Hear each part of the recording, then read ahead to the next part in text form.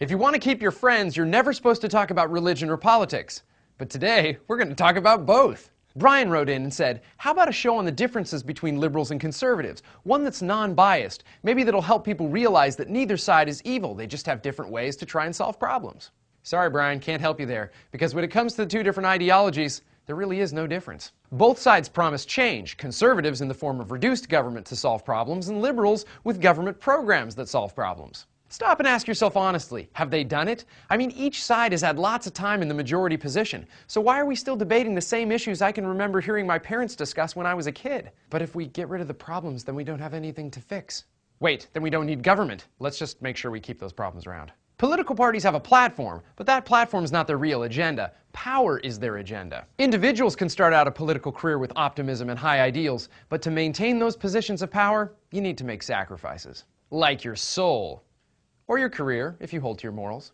Right or left, you'll never see politicians vote away their power. Instead, they'll make promises to change and then point the finger at the other guys when it doesn't happen. Both sides like to make a lot of noise when the other camp has problems, but they also like to sweep it under the rug when the camera points at them.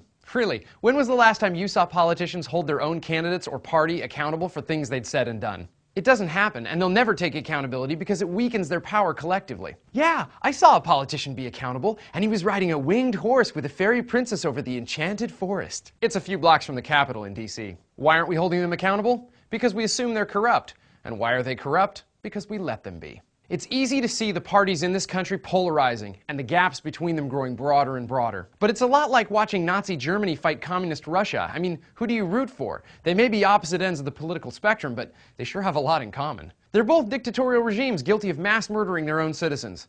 And the end result of going too far to the left or too far to the right is you end up at the same place, roughly, politically. Still think those two parties are different? Yeah. But you knew all that already, and this is what you ought to know, not what you already knew. There are two groups that continue to baffle me. I mean, can you really be a rich liberal or a conservative Christian? I mean, fiscally conservative Christian? I hear both of those and I think, oxymoron. Let's start on the left. They'll tell you that we're all the same and there should be equality and everyone's needs should be met. Okay. But whoa, not with their money. No, no, no, no, no, no, no. Nothing personal, but George Clooney is one man, and one man can easily live on $50,000 a year, so it's really not that generous to give away the remaining millions. Is it? Not if you really believe in equality. Hey, it's just your fair share. And why wait around for government to tax it all away from you? If you're rich and liberal and you believe the government's the best way to solve problems, shouldn't you just give your money to them? Right now? Yes. Give, give, give! Isn't that what you've been saying? The generosity of liberals is often touted in the media, but Oprah's big give looks pretty small when you look at her net worth. Come on, Sean Penn, put down the bullhorn, get out of the boat and start writing checks. It's time to live up to your creed and give till it hurts. No, that won't be nearly enough. How about give till you're middle class? Yeah, that'd be enough.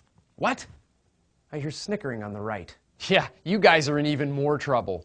You say it's nobody's business what you do with your money, but that money doesn't belong to you, does it? If you're a conservative Christian, doesn't all that money belong to God? Uh-huh. Does this sound familiar? Sell all you have, give to the poor, and come follow me. Or how about, it's easier for a camel to pass through the eye of a needle than a rich man to get into the kingdom of God. And let's not forget our favorite, you cannot serve God and mammon. Wait, what does mammon mean? Oh yeah, it's money. So in the end, maybe it's not government's business to take your money and give it to the poor. It's just your moral responsibility. You know, just your soul hanging in the balance. That's all.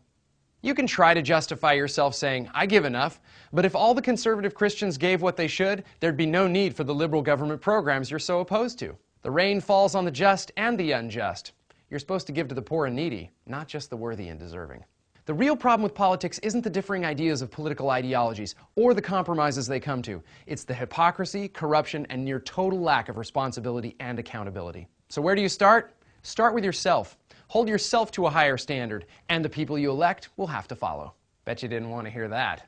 Because until we hold politicians accountable, they'll just keep vying for power, and none of the problems will really get solved. Don't unsubscribe yet. We have 2 more mind-opening shows coming this week. And as always, flame responsibly.